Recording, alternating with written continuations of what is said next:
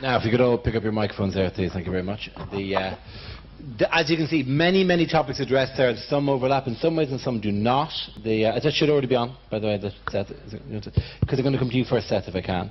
And I'm going to reverse the initial question just to show the scale of the problems that may be facing, because you'd presume in the search for intelligent life there isn't just one candidate for this, that we should be able to, but just by weight of numbers alone, be able to see the traces of intelligent life at various different stages of development, or at least that it should be occurring at various different stages of development in other solar systems all around the universe. Yeah, well, of course, people say, why do you always say that if we find E.T., he'll be more advanced, she will be more advanced, it will be more advanced than we are? And the answer to that is you're not going to hear the Neanderthals. The Neanderthal Klingons are not building radio transmitters that would allow you to get in touch. But, and Suzanne will speak to this probably far more accurately, but the number of planets that are somewhat like the Earth in our galaxy is measured in tens of billions. That's the best estimate right now. Tens of billions. Okay, that's our galaxy. If for some reason our galaxy is not adequate to your gusto-grabbing lifestyle, let me simply point out there are 150 billion other galaxies, each with a few tens of billions of Earth-like planets. So to answer your question, Dara, if this is the only place in the universe where anything interesting is happening, right, where you have things like, I don't know, reality television, or whatever else you consider as a good metric of society, if this is the only place where that's happening, this is a miracle. And I can tell you that 500 years of astronomy has taught us whenever you believe in a miracle, you're probably wrong. So I'll just come in and add a little bit of that. If I had been able to show you my slides, one of them would have shown you a pictorial representation of our neighborhood. All the planets in the habitable zone of their stars within 60 light years of us. And it fills the slide with tiny little dots. Some of these little dots are small enough for life to be on them. And the nearest habitable planet is probably 8.3 light years away. That's no distance at all. It means that traveling to that planet within the next few hundred years, I don't know, is not inconceivable. And it also means that if there is anything on that planet sending radio signals, it would reach us in a reasonably short amount of time. So these are positive factors. On the other side of that equation is the fact that life on Earth has been detectable remotely from outer space only for about half of the time it's been on Earth. So Earth formed about 4.5 billion years ago. Life appeared almost immediately after that, about 4 billion years ago, but for the first 2 billion years there probably were no visible signs of it from outside the Earth that you could have picked up by remote sensing. And of course we've only been emitting radio signals ourselves at a very weak level, probably in interstellar terms, and for, say, 120 years. And we don't know how long we are going to emit these signals for, or how long a typical civilization emits them for before it manages to wipe itself out, for example. Are we not in dark to a certain moment because we have digitized our broadcast media to a huge extent? We haven't placed them. I mean, the impression that we would go to because we've simply encoded the information now, so it's actually not translatable, these radio waves. Am I right about that? Well, actually, you're still using radio waves. You're still using electromagnetic radiation. Whether or not we would have been intelligible when we were sending I Love Lucy out is not clear. I don't think it's the coding that makes the difference. It's not the digitization. The most powerful signals that are leaving the Earth are not any of that. It's not the BBC World Service. It's in fact, although you might think so, it's in fact, it's the radars. So as long as you want to land your plane at night, we're transmitting to the aliens. So, I mean, just as you've done, reversing that question in terms of how visible we are to intelligent life on other planets, just to set the scale of the problem, as it were. How much of a window is there within the life of the planet, or within the life of humanity, do people have to have seen us to? Since the Second World War. Really? Is it that short? Yes. Well, it has to be high frequency, high power. And in the Second World War, there was the invention of radar. Also, television, FM radio. Those are all high-frequency, high-power transmissions that are leaving the Earth. This is a technical question that doesn't interest people very much. But what I'd say is what's important about that is not how long we've been doing it, but how long have they been doing it. And could it be that they've moved on to some other technology, well, that we don't understand? And that's always possible. But on the other hand, just because a technology is old doesn't mean that it is automatically superseded, right? We still use the wheel every day. It's an old technology. So there's a very there's a very small window for people to having to basically seen us. I mean, in fact, given the distances that those signals have to travel extremely small. I'm just narrowing how difficult the search might be statistically. Nonetheless, we can still gauge which planets may have life by the gases they have in their atmosphere. Just to clarify, first of all, the estimate that I gave of where the nearest habitable planet might be is statistical. It's not that I can point to a planet around a particular star. But we know they're there, and within the next 10 years we have missions that will fly, and we have ground-based projects that will look for those planets around the nearest stars. Their host stars are likely to be stars much cooler than the Sun, red dwarfs, and so these will be planets that are quite different to the Earth, but nonetheless we think it's possible for life to develop there. As you say, we can look for life once we have found these planets by trying to find specific gases in their atmospheres. I'm sure that when we first detect evidence, say, for ozone or molecular oxygen in the atmosphere of another planet which is also rocky and about the right size, we will get very excited, but we'll also start arguing with each other a lot about whether it really means that life has been discovered on another planet. But nonetheless, I think it's our best guess at the moment, our best shot at finding it outside the solar system. And of course, at this stage, we're not saying we're looking for intelligent life. We could be looking for bacteria. Can I just add one more thing? You asked where should we look. You know, one of the interesting results of the last 6 months in astronomy is that the estimate for the fraction of stars that have a planet where you might be comfortable might be 1 in 5. Now that's such a high percentage. It's sort of like you're in the business of selling Girl Scout cookies. You could do a big market study and decide which households actually buy cookies and are likely to buy Girl Scout cookies. But the percentage is so high that your best strategy is simply to knock on every door, and that's what we would do. Is there also, by the way, I'm just going onto the gaseous compounds in the atmosphere, is there not a chance as well that we could see the signature of more complex molecules like that? In particular, chlorofluorocarbons were mentioned. Molecules that cannot be created in nature, have only existed because of an industrial process. That those kind of gases might actually be possible to see. So those things have been studied, and it's true that they could act as other biomarkers. They're likely to be there in even lower concentrations, and detecting them requires essentially more precision in our observations and also more spectral resolution. So we would need to be able to separate out the light into finer, different colors. And that essentially just would be a second step. So we talk about primary biomarkers, things which have very obvious signatures and which would be relatively easy to see. And then on the planets where we find those, I think we would then go and look for additional, more complex molecules. Because we don't know of a way that you might get something like pollution without first getting photosynthesis. It's something like the kind of the moonshot you're talking about, the very, very ambitious 100-year Starship kind of plan of we're going to aim for the stars, or indeed even the more the achievable one that you're doing, Seth. Does your work make your work easier to a certain extent? Would it fire the imagination more if we thought there was a target to aim for in that So way? I want to go back and just set the more achievable one that you just said that Seth would have. Some people might argue that, you know, getting beyond our solar system may be more achievable in some sense. I only do that because there's a juxtaposition. Again, we're not trying to launch a mission. We're trying to make sure the capabilities exist. Those capabilities include sustainability, right? Because you can't carry all your groceries with you. You have to figure out how to grow them. One of the big issues we have here on this planet is understanding microbiomes. That is the microbial milieu we're in that allows plants to process nitrogen and things like that, that allows us to grow. We have to understand that much better. And the only reason I'm clearing this up is because so often we see these things as having nothing to do with us here on Earth, but they have everything to do with us.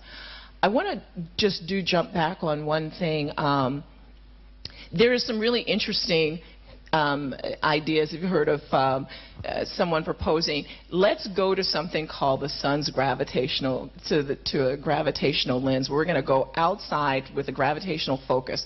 So the way we're going to do real simple relativity, right? So the sun is a big mass. We understand that light is bent by really, really large masses, and if you bend it just the right way, as you go around the sun, you can go out to a point where it's actually like a focal point, just like a lens, like a curved lens, and that you could see on the other side of the sun much more clearly. It actually magnifies it. So there's some people out who are saying that one of the things we might want to do if we want to go outside of our solar system, we don't have to go to another star, but we can go a good distance from where our sun is, and we might be able to see other stars and everything more clearly, because all of a sudden we have this natural focal point.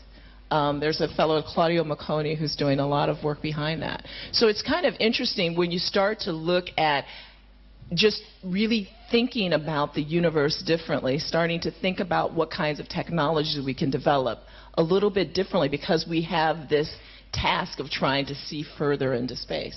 Well, in fact, maybe this prompts me to, so I haven't heard of this particular project, but one of the ways in which, in a way, we're pulling ourselves up by our bootstraps and circumventing some of the technological difficulties associated with directly looking at a planet around another star, because so planets around another star are very hard to see directly because they're lost in the glare of their host star, but if they transit, if they pass in front of their star, then we can actually get a shortcut to studying their atmosphere, because the light from the star is filtered through the atmosphere of the planet, and we see the signature that the planet's atmosphere leaves on the light from the star. And similarly, when the planet goes behind the star, we see the light from the planet disappearing. This is reflected light or thermal light, the heat that the planet has absorbed from the star and is re-emitting. And by looking at that light in detail, we can already start to say what is in the atmosphere of these planets. For example, some researchers in my group made the first measurement of the color of an exoplanet recently, and lo and behold, it's blue, although it's nothing like the solar system. It's a gas giant planet. It's blue for very different reasons. But by measuring the color of an exoplanet, by looking at the loss of light when the planet goes behind the star, we are able to deduce what kind of clouds are present in the atmosphere of this planet and how much there is of certain very important elements like sodium. And so by, sometimes, as you say, by just thinking a little bit outside the box, we can make radical progress. And this is stuff that wasn't even imagined 10 years ago, and it's happening now. Just add one more thing. This idea of using the sun as a gravitational lens, kind of an old idea, but it's a good one. If you put your telescope 550 astronomical units away from the Earth, an astronomical unit is keep saying union. Astronomical unit is the distance from the Earth to the sun. So, you know, our rockets have gone something like 10% of that distance already. So it's not such a big project to do that. Then it turns out that your telescope is now on the order of 100,000 to 10 million times more powerful than if you'd simply put it down on the ground somewhere in Chile. Okay. And what that means, you can work out the numbers, but what that means is that if you do a careful experiment, you could see the sodium vapor lamps of London from dozens of light years away, even hundreds of light years away. Okay. So that wouldn't tell you that there was any intelligence, for example, on Earth, but it would tell you that they use sodium vapor lamps, and that's an indication. So that's one thing you could do. And that brings up another point about interstellar travel. I'm all for interstellar travel. I'd be on that rocket ship of Mae's. But it's also the case that our rocket technology is not increasing in terms of its capability nearly as fast as our sensor technology. Right? The rockets we build today are not a heck of a lot faster than the ones that used to be launched at Peenemünde, not too far from here, right? They're faster, but not a heck of a lot faster, given the fact that it's been more than a half century. But our sensor technology is much, much better. So my suggestion would be make a payload the size of a bowling ball and send it to Alpha Centauri, fit it out with sensors, send all the data back, put it on a big server somewhere, give it to Google, right? And then you can explore nearby star systems in the privacy and convenience of your own living room with your home computer. It's interesting because both of you in some ways are searching for life, but obviously you are at a level higher. In terms of people's passion, but I think you're the more realistic candidate to find it, but we'd be slightly disappointed because it would be microbial in form and uninteresting. And I don't think whereas people desperately want you to turn your antenna just in the right point to hear an alien broadcast. Well, I'll go back on that slightly. So first of all, I wouldn't actually bet my house on the fact that the methods that I'm pursuing will be successful before the methods that Seth is pursuing. I think we need to do both at the same time. But I also would say that if we do find evidence of life on another planet in the way that I've been describing using gaseous biomarkers, that doesn't mean it's not evolved and not intelligent. And the other thing is that if we find it, we'll find it from a relatively small sample. But it will immediately tell us that it's absolutely everywhere in the galaxy. Right? Because we'll only be able to survey a small sample of stars to start with, and yet we find life. So we'll be able to extrapolate from that and know that life is very much ubiquitous, and therefore that other endeavors such as SETI are all the more worth pursuing. Yeah. I mean, look, the whole premise here is that stupid life, if you will, microscopic life, not to take anything away from the microbes, but that stupid life is a heck of a lot more commonplace than intelligent life. And if you doubt that, just walk around your neighborhood. You can prove it to yourself, right? And that's why all the big money is going to find things like microbial life under the sands of Mars, some of the moons of Jupiter, some of the moons of Saturn. Okay. That's where the big money is. SETI is a very small endeavor. The total number of people in the world that are doing SETI as a so-called living is far fewer than the number of people in any row of this theater. Okay? It's very, very small. And that reflects the fact that intelligence may be, not such a commonplace evolutionary development. Sorry, I'm going to get to you in a second. I just want to check one thing, by the way, because you said a lot of the information we're getting at the moment is from Kepler, which is a NASA mission. There's a European mission, though, in 10 years' time, isn't there? Well, so the European Space Agency has just selected missions which will fly in 2024, and one of these the mission that it has selected is called Plato. And Plato is a mission designed to search for planets using the same method Kepler used, but around stars which are much nearer to us, so that we can study these planets in great detail. The difficulty with the planets that Kepler finds is that they're around relatively distant and faint stars, so it's hard to do follow-up studies. And Plato will basically survey half of the entire sky looking for planets like the Earth, and also planets smaller than the Earth, a huge variety. I should also say that the European Space Agency just launched a mission called Gaia. Gaia will measure the positions of stars very, very precisely. And one of the things you can do with that is look for planets. They won't be Earth-like planets, because Earth-like planets induce a signal in the motion of the star that's a bit too small for Gaia to find. But we will find many planets with Gaia, and we're finding them using a huge variety of techniques. So there are many milestones along the roadmap to exoplanet discovery and characterization. But Plato is the most recent one to be added to the list for sure.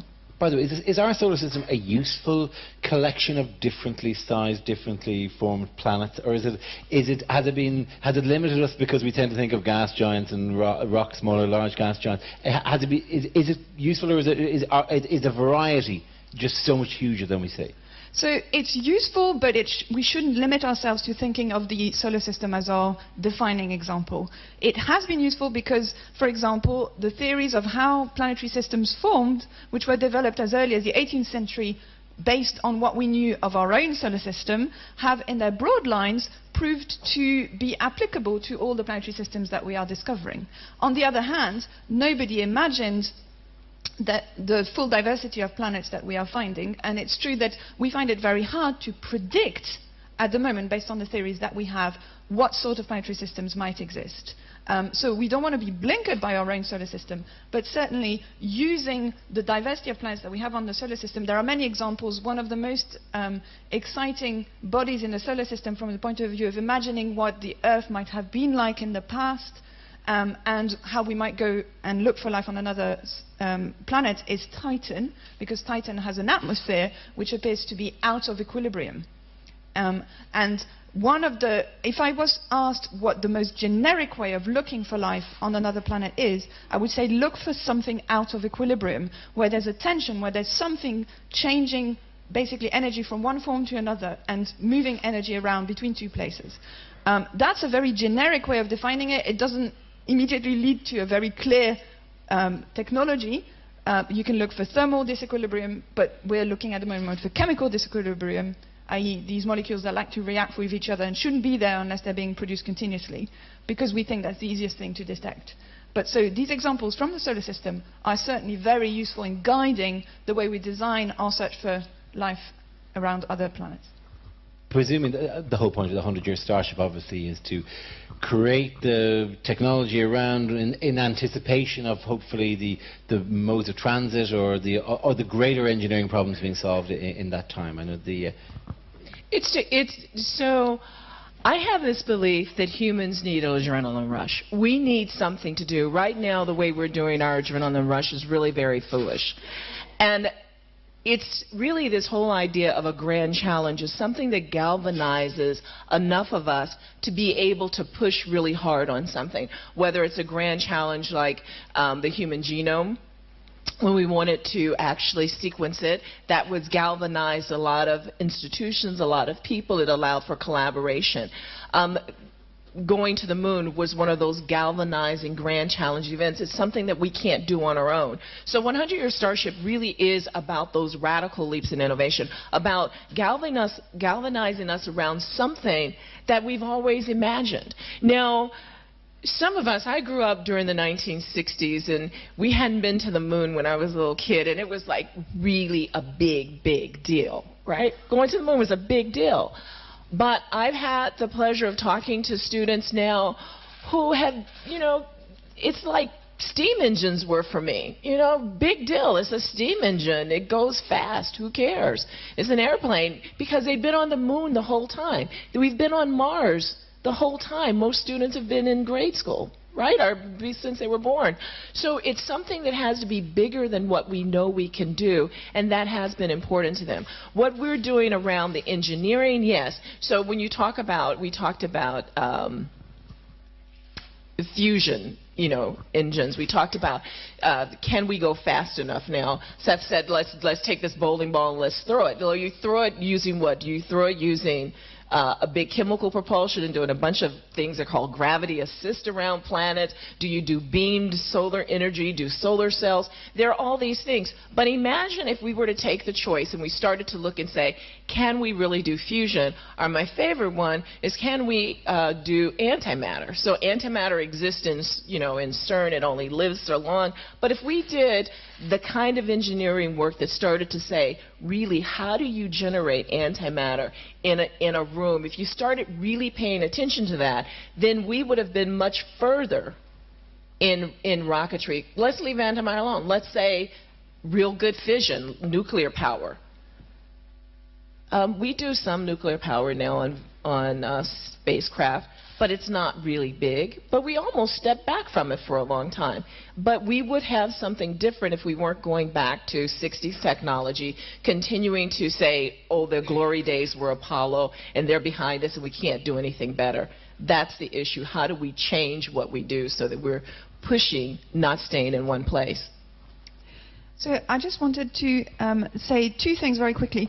One of them is that the technological developments that you know, my community needs to be able to look for planets around nearby stars that we can study and then to search for life on them. There's a lot of overlap between that and the kind of technology that we might need to develop for space travel. We would need to launch big telescopes into space. There is no launcher at the moment that's available that can do that. And we would need to be able to produce long-lived detectors that don't degrade too much under the effects of radiation. We would need also to be able to search for absolutely tiny signals in very noisy data. This is basically my bread and butter, but it's also the bread and butter of SETI. So there's a lot of overlap between these things.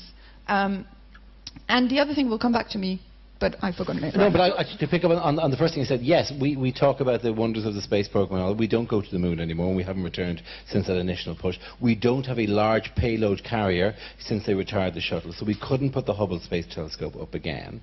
We have taken a step backwards to a huge extent. How do we push it into being able to do these large projects again?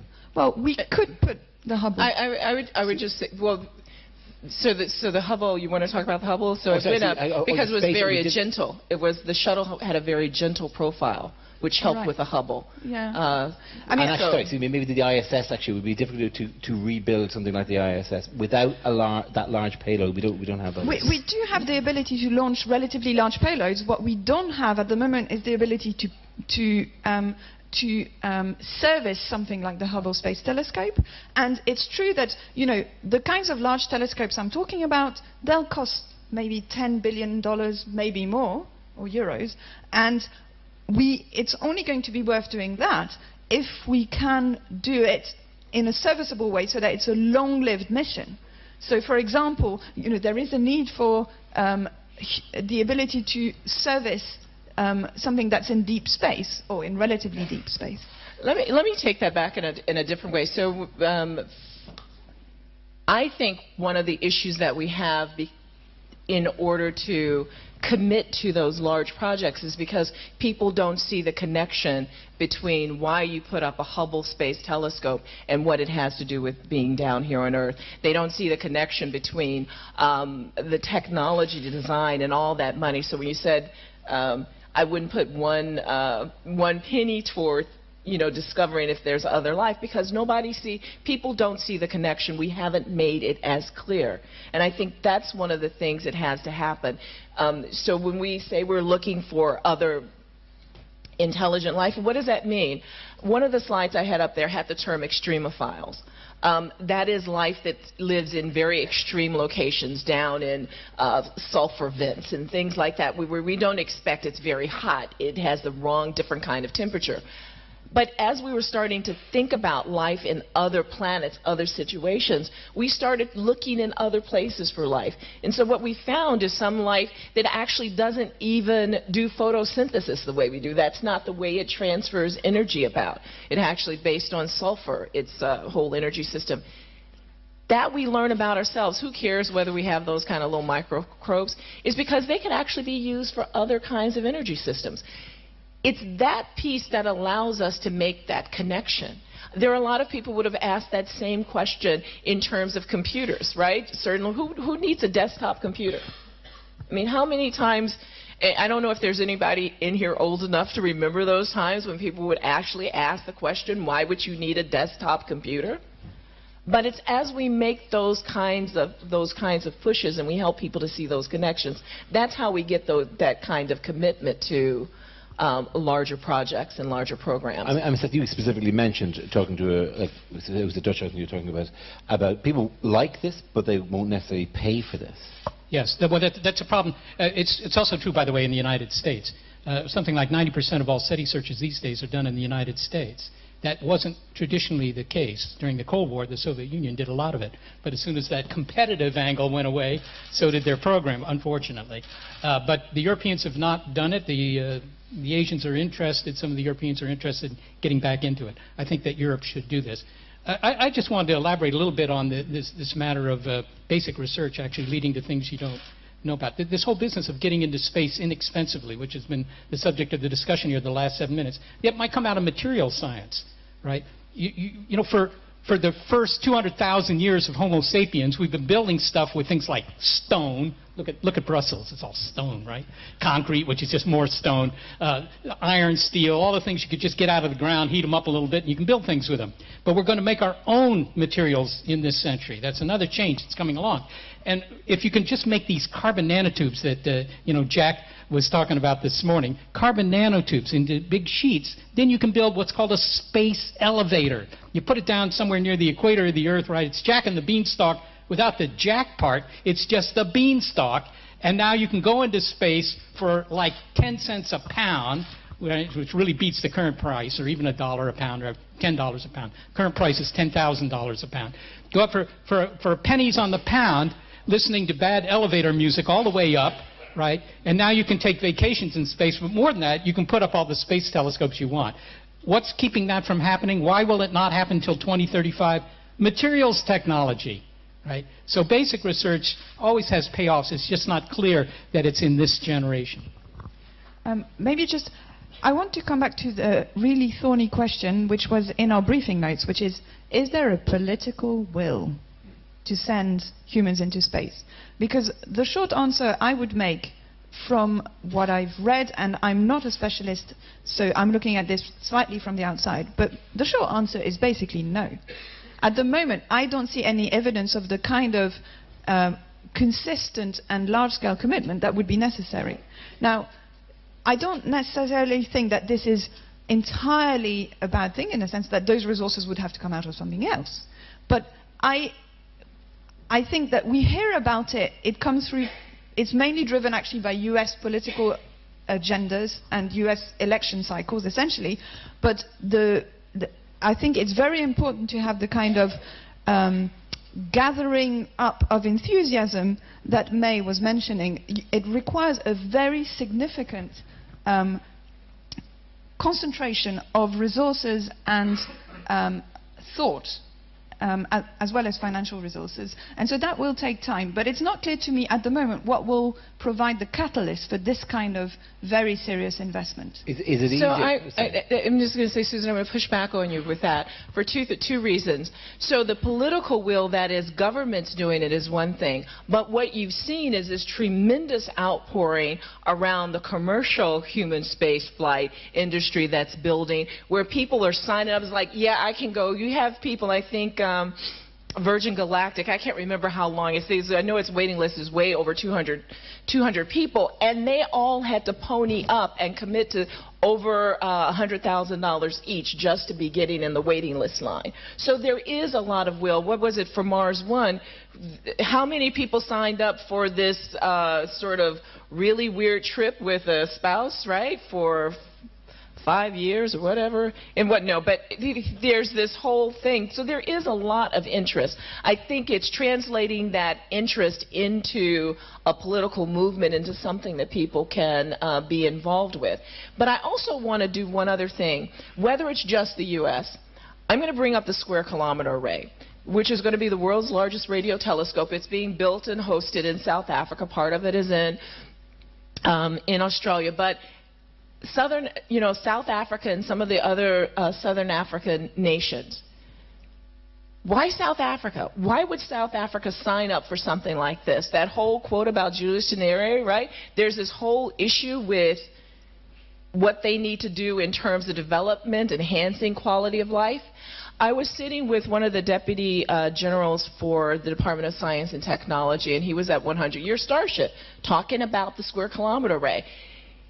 His name was Mbonani. He said, one of the things is that people dream. You can't just stay in one place. You can't just say all the time, all I'm going to do is just plant a seed to eat and grow crops.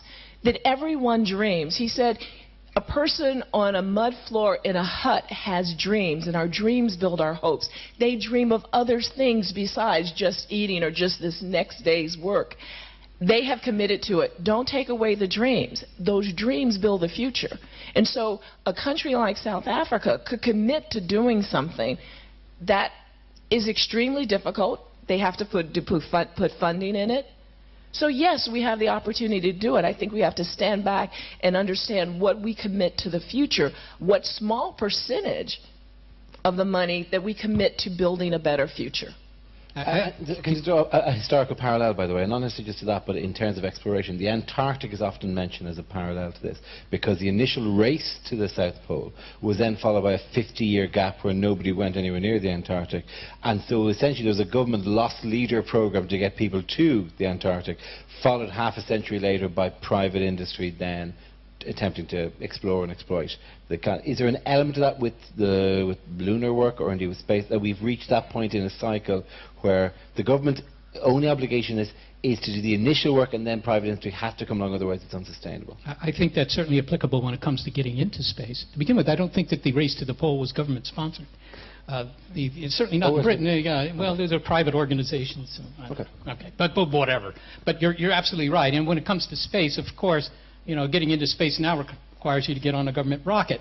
Okay, but not much longer. As Mae's already pointed out, $200,000 you can get in line for Virgin Galactic or SpaceX. And if you want to go with Bas Lansdorp in the Netherlands, you can go to Mars one way. It's unclear he doesn't have any rockets, but hey, it's only one way. And you might say, gee, I don't want to really go one way, but you got to be like a colonist. It's like getting on the Mayflower and going to the U.S. It's one way. Okay, that kind of thing. You might still live when you get there. That kind of. But what we're seeing is indeed government gets it started, and now you have private industry building at least transport, what they call their trucks, their buses, to get you into space. There's money to be made in space, all right? And that money to be made is essentially putting up satellites right now, but also tourism. There was a market study in the United States to find out, was there a market to pay a couple $100,000 to spend a weekend in orbit? And it turns out there was, and the big attraction was weightless sex. So there you have it. That's why people want to go into space. But beyond that, there are things like mining the asteroids. Hear a lot about that. We haven't talked about it here today. But mining the asteroids, there are at least 2 companies in the United States who are interested in mining the asteroids. And of course they're going to get some valuable stuff like platinum and other heavy metals that will be useful in space. But the most valuable thing they're going to get is water. You don't need water here, certainly not in Belgium. You don't need water here, but you do need it if you're going to colonize space. So that's why they're interested in it. I would add something else if you want to talk about the value of space. So we talk very often about the return on investment is what we bring back down here to Earth, or satellites sending imagery, communicating with one another. But there are also the issues of manufacturing in space. One of the things that I did on my mission was to work with semiconductor materials. So semiconductors are really sort of metals that are doped with trace contaminants of other metals. You can control where those trace contaminants go much better in weightlessness than you can here on Earth. People talk about manufacturing ball bearings that are very much smoother. You can look at protein crystals, which are very difficult to grow here on Earth because they're big, floppy things. But when weightlessness, you can actually crystallize out proteins of, our enzymes are made out of proteins in our body. And that way you have an opportunity to look at how to actually develop chemicals that can become medications and other things. You can understand the structures better. So there are other things that you can do just from the vantage point of being in a specific location. And I think what we've done is to start to narrow down our view of what space is to the joyride. You see the astronauts go up and it's fun, it's going up. But it's really much more than that. We have much broader and bigger opportunities for what we do. We're going to throw it open to questions from the floor, by the way. If you could raise your hand, then I'll come to you. By the way, I think you want to say something there. I'm just going to somebody there and somebody there as well. So those are the first 2. We'll get to you as well. Did you have something you want to say, by the way, there?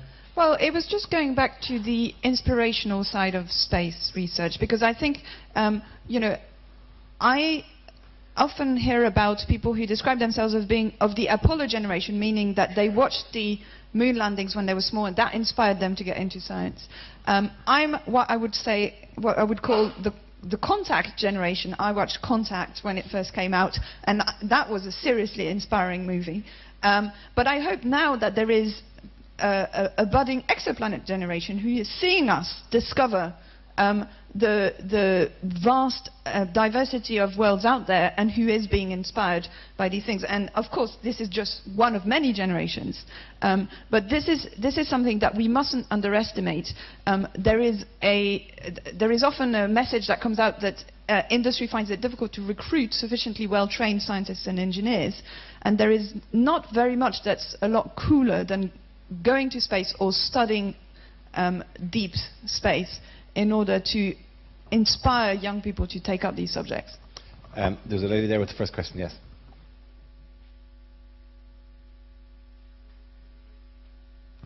I don't think you should have to. Can you open the microphone for the 2 audience mics if you can, please? Yes, it works, sorry. No My name is Pascaline Gabriel. Thank you for these very interesting discussions. I have a lot of respect for your work as scientists, and probably you've given us fantastic thoughts about going to space and life in other planets. My question is a little bit like, different is, there are a lot of questions and the answer is we don't know. That's a little bit what is specific about this space research. And I wonder whether this we don't know is not in itself a driver for research. I mean, not only market values or whatever, but simply to answer the questions about what we don't know. As the gentleman mentioned, the Copernicus revolution was changed entirely the vision of the planet and people. So probably maybe what you will find is maybe not life, but probably other theories that will entirely change the paradigm of human beings. And I wonder if this doesn't justify in itself that we don't know the research. Well, of course it does. And most scientists are motivated by exactly that. Very few scientists are actually motivated by the idea, hey, I can turn this into a multi-million-dollar company. Unfortunately, not enough of them are. In fact, we've heard that this morning. Most scientists are just interested in knowing something that nobody in the entire history of humanity ever knew before. And you can find long lists of scientists who trip across something that turns out to be extremely important, eventually even commercially, And it wasn't even what they were looking for. Look, it's like ants, right? Most ants are programmed in their DNA to follow other ants along in a straight line. And that's great that most ants do that. But 1% of all the ants, they wander around. They're called pioneer ants. Those are the ones you find on the kitchen countertop. And you got to get them quickly before they find their sugar, right? Those guys are just wandering around, doing nothing apparently. But if it weren't for those guys, the whole hive would die. So indeed, just having people who sit around and say, gee, I wonder what the explanation for that is, may not pay off directly to them in their lifetime even, but it seems to always pay off for humanity. I would add that, so there's that basic need to know and where you want to try something different. But there's also, sometimes people want to do things, which is the other push. So it's the I don't know, can I just see stuff? Sometimes the folks in engineering, it's I want to do something different. And in fact, a lot of people who are in the basic sciences, right, have to do the engineering before they can even start working on their question of, or answering their question about not knowing something. So I think they go in tandem, but it certainly is a motivator, and it certainly is really important, that whole mystery. It's a two-way conversation in a way. So, for example, when we discuss what kind of space telescopes we might be launching in 15, 20 years' time, one of the things we do is we sit down with the engineers and we say, we really want to do this. I want to be able to take an image of a planet which is 100 billion times fainter than its host star and is almost exactly in the same place on the sky, and I need this technology to be able to do it. But the other way the conversation goes is also the engineers telling me, actually, I think in 20 years this technology might mature. What do you think you can do with it? And so that's an important part of the debate. To go back to the fundamental motivation, of course, for me, the motivation is the quest for knowledge and understanding. And I would even say that in that respect, the search for habitable planets or for life on other planets, it's a tool that we use to convince people to fund our research, and it's also a goal in itself that's of great importance. But I don't just want the habitable planets, I want all the planets, I want all the atmosphere, because I want to understand the physical principles that govern the way they formed and the way they evolved. And I'm not going to understand how life came about and how it can sustain itself unless I understand all the basic physical building blocks. So of course, the picture is much broader and more fundamental than perhaps we've given the impression in some of our discussion. I'm going to go to a question over there. I'm going to go to a question over there in a second. We've had some that have come in on email, by the way. One from Karen G. says, if the scientific and economic benefits of space exploration are so huge, then why are the Dutch not willing to spend their guilders? It seems unfair that we're picking on the Dutch for this. It isn't actually just the Dutch who are stopping space exploration at the moment. We should make that very, very point. That was in quotation marks. However, a similar kind of question, because a lot of questions are themed like this. Will the government find ET, or will the private sector go searching for aliens or traveling interstellar? One never knows. The government is not doing any SETI work, not in the United States, and hasn't for more than 20 years. Okay? So in the U.S., it's not government funded. It's funded by people like you, right? In Europe, the only nation, by the way, the Dutch had the unfortunate luck to have me having lived there. That's why they got attacked today. That's not my intention to attack the Dutch. I'm very much an admirer of the Dutch, actually. But the only European country that's doing SETI is Italy, in fact, at the University of Bologna. There's a very clever experiment. And Claudio Macconi has already been mentioned by Mae. He's also involved. So, but that's it for Europe. It'll be private. So it'll be. No, I was just going to say one of the things that is true is that the scale of the space program in Europe is quite different to the scale in the US. And when we think about the US space program, we think NASA, but actually NASA is the third biggest space agency in the world, if I have been informed correctly, and the two largest are actually the US Air Force and the NOAA, the Earth Observation Space Agency. So it's true that there is a difference in scale in the level of investment into space exploration, and that there could be a lot more that we do. In terms of whether it's going to be the private or the public sector, I think it's very hard to say, but there's certainly room for serious investment on both sides. Well, let me clarify the space exploration. So the United States military gets more money for space exploration than NASA does. So that's the piece you don't see, but whether or not their space exploration is at the same scope and scale is another question, is whether it's as varied. And then I didn't know that NOAA got more money than NASA did for space exploration, but it may be for the satellites and all the other things that they have to keep up in the air. NOAA is the National Oceanographic and Atmospheric Agency. So they do a lot of actual work, and I don't know, Seth, if you know the answer, but they may get more money, but in terms of the scope of exploration that NASA does, it ranges from doing the planetary work to humans and in space, how do we fare to materials to yeah, I mean, the point I was trying to make was merely that there is a huge amount of very well publicized investment in the space sector in the US through NASA, and then there's a whole lot more, basically. Okay, I was just going to say, hang on, one more question, but hang on, but isn't European science very bullish at the moment because of the success of CERN and that kind of collaborative work that they've done? Shouldn't that be, I mean, and what you're saying then crowing over American science because of their CERN being such a more successful project obviously than the American collider that got abandoned in Texas. So they have a model that works now for collaborative financing. Should we expect more from Europe? I think actually there's a lot of success stories from within Europe, and in the space sector, a number of the missions that the European Space Agency has launched have been great success stories. Everybody is extremely excited about what Gaia will do in the next 5 years. So yes, we do a lot with the money that we spend. And some people would argue we even spend it more efficiently than some other bigger organizations. But the point I want to make is the things we want to do in future, they won't be funded by a single space agency. They'll be so big, they have to be collaborative. Listen, we're almost running out of time. Ideally, this would be a fabulous wrap-up question here. Yeah, I just wonder where the toilet is, if that's you talked a lot about return on investment, and we saw that. And I think there are figures about Europe's return on investment for is very similar to what we saw in the US. And we've talked a lot about other things happening in terms of society, and the US funds more alien research than the EU does, but we can't seem to get the US to fund people to work out why CO2 makes the atmosphere warmer. So maybe you need to work on that one a little bit more.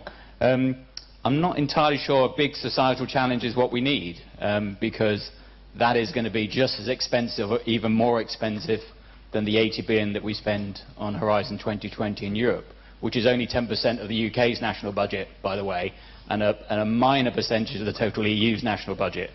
So isn't it more about practicalities of pushing forward scientific research and education, and also communicating that better within the media than we do currently? I mean, if you look at the amount of politicians that don't have a scientific background, that are put in positions of controlling scientific research, wouldn't that have a bigger effect than spending quite a few billion on big ideas? You know, you make some very good points. There's no doubt about the fact that the politicians don't, generally speaking, don't always understand science. In the United States, that's a particularly acute problem, in fact. There are no scientists really to speak of in the U.S. Congress, and yet they're deciding how much and where that money ought to be spent. But to say that we ought to do things that are more practical, I hope that I made the point that you shouldn't only do things that are applied research, only things that look practical, because often the most impractical science is what it turns out to be most practical. And just one very simple example of that: 100 years ago, physicists were worried about quantum effects. They didn't even call them that at that point, right? And it looked like that was going to be totally useless, whatever it was.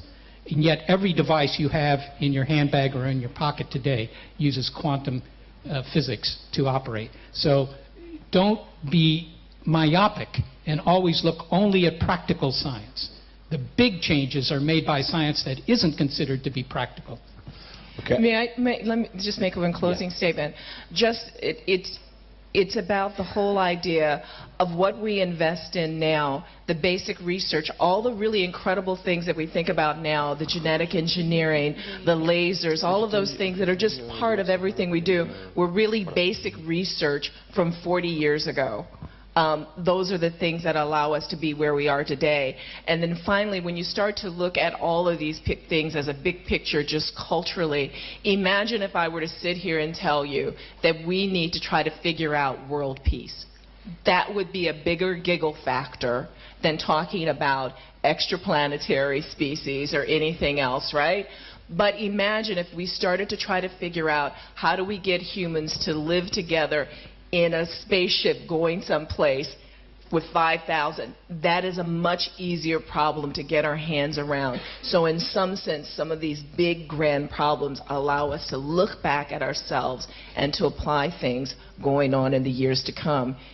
We need to invest in our future. We need to pursue an extraordinary tomorrow to get better to a world today. Okay. Unfortunately, we're running late at this stage, and I know that somebody will want to go to another session and change it over. Could you please give thanks to our panel, Dr. Seth Shostak,